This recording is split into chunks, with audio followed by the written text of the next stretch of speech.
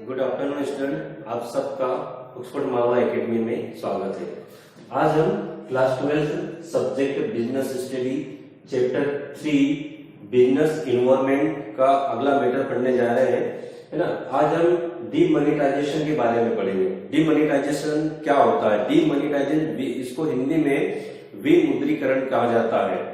नोटबंदी 8 नवंबर 2016 को हमारे देश के प्रधानमंत्री नरेंद्र मोदी ने जो है कि 500 और 1000 के नोट पर पाबंदी लगा दी थी, विमुद्रीकरण कर दिया था, उन्हें ऑफिशियली तौर पर बंद कर दिया गया था।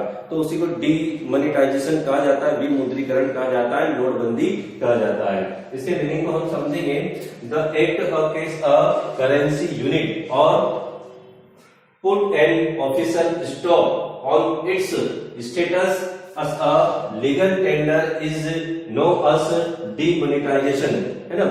मतलब इसके अंदर जो ऑफिशियली तौर पर जो देश की करेंसी होती है उस पर रोक लगा दी जाती है, उसको स्टॉप कर दिया जाता है। Officially stop on its status as a legal tender is known as demonetization.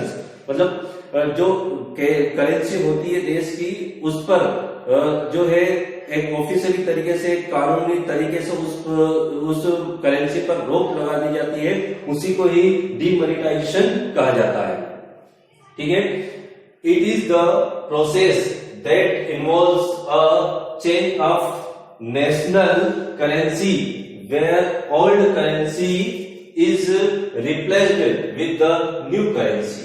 मतलब इसमें क्या होता है, इस प्रोसेस में क्या होता है, इसके अंदर जो देश की करेंसी होती है, इसके अंदर जो कंट्री की जो करेंसी होती है, उसे पुरानी करेंसी को बदलकर उसके स्थान पर एक नया नोट चालू कर दिया जाता है, एक नई करेंसी चालू कर दी जाती है, तो उसको नोटबंदी, डीमोनेटाइजेशन कहा जाता है।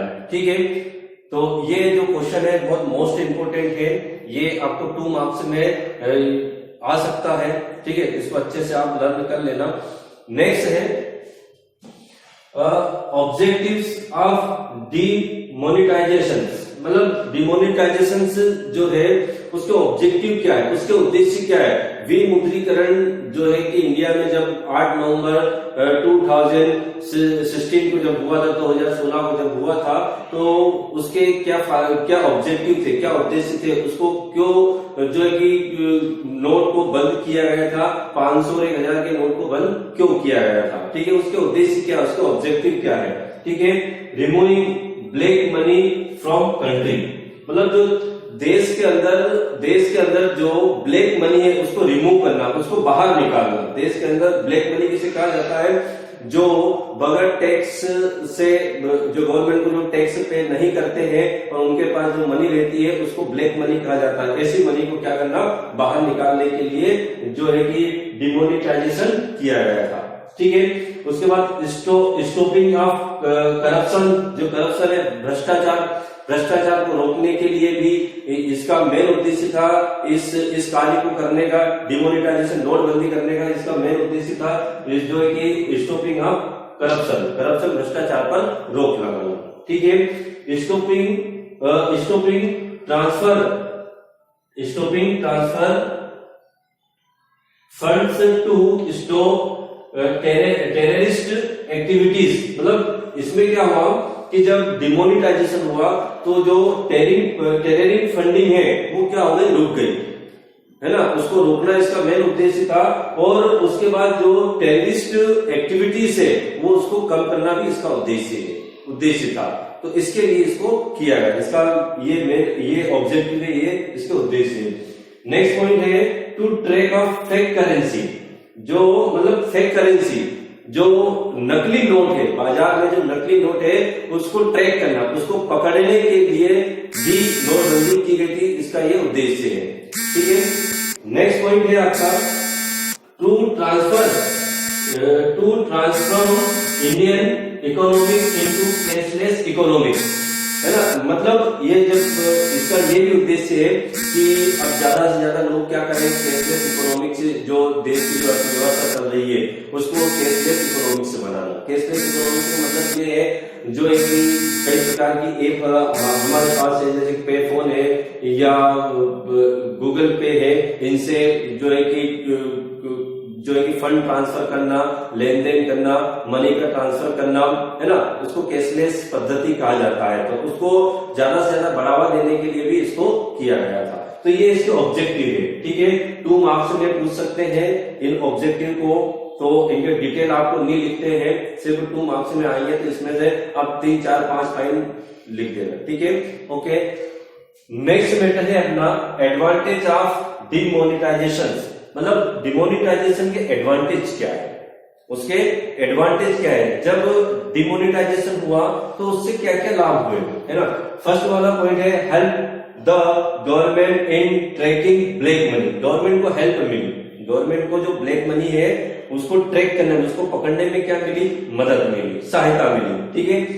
इंक्रीजमेंट इन टैक्स रेवेन्यू, मतलब इससे क्या हुआ, इससे ये भी फायदा हुआ कि जो टैक्स पे जो होता है गवर्नमेंट को, वो उसकी रेवेन्यू क्या हुई, बड़ी, टैक्स के अमाउंट गवर्नमेंट के पास बड़ी, ज्यादा टैक्स गवर्नमेंट के पास आने लगा, ठीक है। एक फायदा ये भी हुआ, एक एडवांटेज ये भी मिला। इंक्रीज इन एम्प्लॉयमेंट अपॉर्चुनिटीज, मतलब जो रोजगार में वृद्धि होने लगी, इससे डिमोनेटाइजेशन से रोजगार में क्या होने लगी, वृद्धि होने लगी, क्योंकि इसके लिए फिर जो है, जो व्यापारी होते हैं, जो बिजनेसमैन होते हैं, उनको सही प्रकार से अकाउंट्स वगैरह रखने की आवश्यकता होती है, तो कर्मचारी जो उनको ज्यादा आवश्यकता होती है, और कई प्रकार से जो है कि रोजगार के अवसर इसके अंदर मिलने लगे। उसके बाद है इंक्रीजिंग इन इकोनॉमिक्स ग्रोथ, इससे जो देश की जो इकोनॉमिक ग्रोथ है वो क्या होने लगी, बढ़ने लगी, क्योंकि इससे जो है कि काला बाजारी, जो देश के अंदर जो ब्लैक मनी है, काला बाजारी, वो बंद हुई, और बंद होने के कारण वो पैसा देश के अच्छे कार्यों में लगा, उस देश के विकास के कार्यों में लगा। इस प्रकार से उसकी ग्रोथ क्या होने लगी, बढ़ने लगी, जो इकोनॉमिक ग्रोथ है वो बढ़ने लगी। आइडेंटिफिकेशन ऑफ कैशलेस इकोनॉमिक्स, मतलब ये इससे ये भी एडवांटेज होने लगा, जब डिमोनेटाइजेशन हुआ तो इससे ये एक लाभ ये होने लगा कि लोग क्या करने लगे कि कैशलेस पद्धति को अपनाने लगे, है ना, उस पद्धति से अपना लेन देन करने लगे। कैशलेस का मतलब होता है जहां पर नगद रुपया का लेन देन नहीं होता है, जहां पर इलेक्ट्रॉनिक माध्यम से, मोबाइल के माध्यम से या इंटरनेट के माध्यम से फंड का ट्रांसफर होता है, सेल्फ परचेस होता है, तो वो कैशलेस पद्धति में आता है। नेक्स्ट है development of banking habit in general public. Development of banking habits in general public, मतलब इसमें जो देश की जो जनरल पब्लिक है, सामान्य जो पब्लिक है, उनके अंदर बैंकिंग हैबिट्स क्या होने लगी, बढ़ने लगी, है ना, कि वो अब जो है कि अपने पास जो है कि पेमेंट नहीं रखते हुए बैंक के अंदर रखते हैं, और बैंक से ज्यादा लेन देन करना पसंद करते हैं। तो इससे जो है कि जो जनरल पब्लिक है, उनके अंदर जो बैंकिंग हैबिट्स है, जो बैंक में जाने की जो आदत है, वो डेवलप होने लगी, बढ़ने लगी। तो ये इसके एडवांटेज है, डिमोनेटाइजेशन के एडवांटेज, ये लाभ है कि इससे क्या क्या लाभ हुआ। Help the government in tracking black money, कि गवर्नमेंट को ब्लैक मनी को पकड़ने में क्या मिली, सहायता मिली। Increment in tax revenue, tax सरकार के पास ज्यादा आने लगा। इंक्रीज इन एम्प्लॉयमेंट अपॉर्चुनिटी, रोजगार के अवसर में वृद्धि होने लगी। इंक्रीज इन इकोनॉमिक ग्रोथ, जो देश की आर्थिक व्यवस्था है, इकोनॉमिक है, वो बढ़ने लगी। आइडेंटिफिकेशन ऑफ कैशलेस इकोनॉमिक, मतलब लोग इसको कैशलेस जो पद्धति को पहचानने लगे और उसमें अपने व्यवहार करने लगे। Development of banking habits in general public को जो कि सामान्य जो जन है, उनको बैंक के हैबिट्स बढ़ी, बैंक में अब ज्यादा लेन देन करने लगे। तो ये इसके एडवांटेज मिले, है ना। और ये इसके क्या ऑब्जेक्टिव है removing black money from country, जो देश के अंदर जो ब्लैक मनी है उसको क्या करना, निकालना है ना, उसका ये उद्देश्य है। स्टॉपिंग ऑफ करप्शन, करप्शन को रोकने का उद्देश्य था इसका।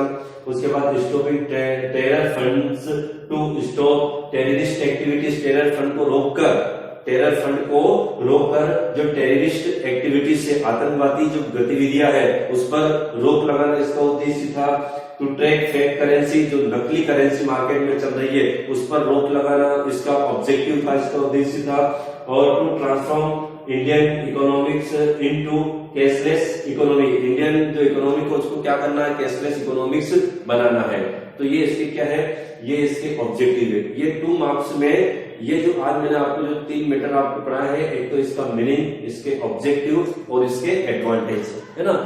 99% 2 मार्क्स में से 2 मार्क्स का जो क्वेश्चन है इसमें से मेन एग्जाम में आ सकता है। ठीक है, ओके, थैंक यू।